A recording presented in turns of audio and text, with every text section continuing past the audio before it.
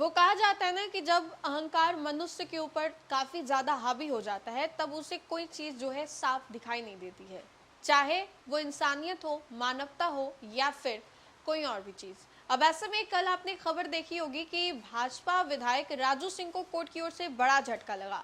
ये पूरा मामला 7 साल पुराना था, जहां पर दिल्ली में एक बड़ा कांड हो जाता है, फायरिंग हो जाती है, उस दौरान हत्या हो जाती है और ऐसे में इस पूरे मामले को लेकर के कल कोर्ट की ओर से राजू सिंह को बड़ा झटका लगा। अब ऐसे में राजू सिंह को जो सजा सुनाई गई है उसको लेकर के कोर्ट में वकीलों के बीच में क्या कुछ दलीलें पेश की गई, ये हम आपको इस खबर के माध्यम से समझाएंगे। और ऐसे में आपको बताएं तो वकील ने साफ साफ कहा है कि उनको राजनीति में आने का एक धौंस था, जिसकी वजह से वो कहीं ना कहीं इस अहंकार से पूरे तरीके से खुद को घेरे हुए थे और बीजेपी विधायक ने सत्ता के अहंकार में जो गोलियां हैं वो चलाई। अब एमएलए ऐसा करेंगे तो लोग भी वही करेंगे। राजू सिंह को सजा सुनाने वाले जज ने क्या कहा है वो हम आपको इस खबर के माध्यम से बताते हैं।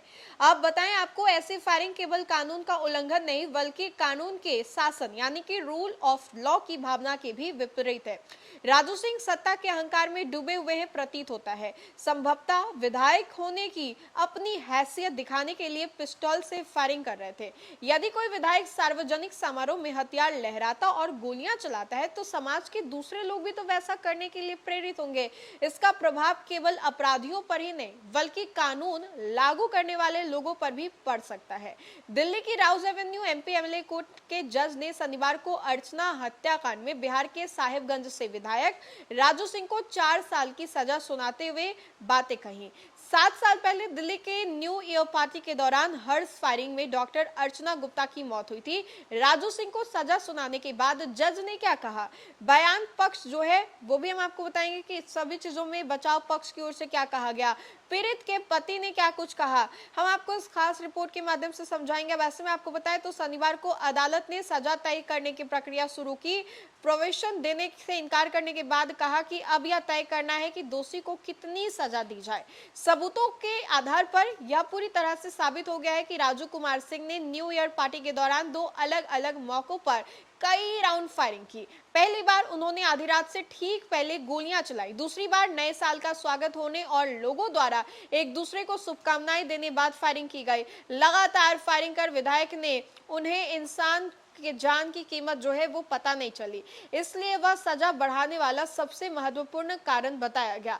अब सिर्फ 2 खोखे मिले, वहीं दलील खारिज। बचाव पक्ष ने कहा कि घटनास्थल से केवल 2 खाली कारतूस मिले, इसलिए आरोपी ने प्रतीकात्मक फायरिंग की थी। अब इस दलील को खारिज करते हुए कोर्ट ने यह कहा है कि सजा तय करने के समय अदालत पहले दिए गए फैसले पर फिर से विचार कर सकती। राजू सिंह को पहले ही धारा 304 के तहत दोषी ठहराया जा चुका है।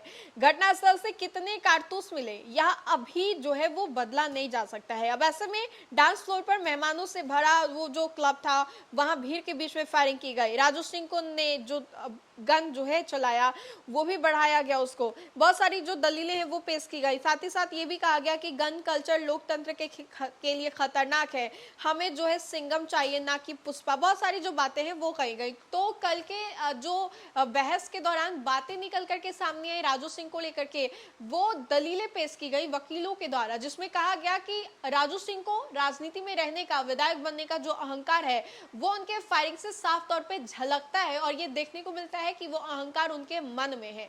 इन सभी चीजों को लेकर के वकीलों के बीच में क्या कुछ बहस हुई, क्या कुछ दलीलें पेश की गई, बचाव पक्ष के द्वारा क्या कुछ कहा गया, ये हमने आपको विस्तार से बताया। फिलहाल के लिए खबर में इतना ही। खबरों का सिलसिला लगातार जारी रहेगा, तब तक के लिए देखते रहे न्यूज़ नेशन। बहुत बहुत शुक्रिया।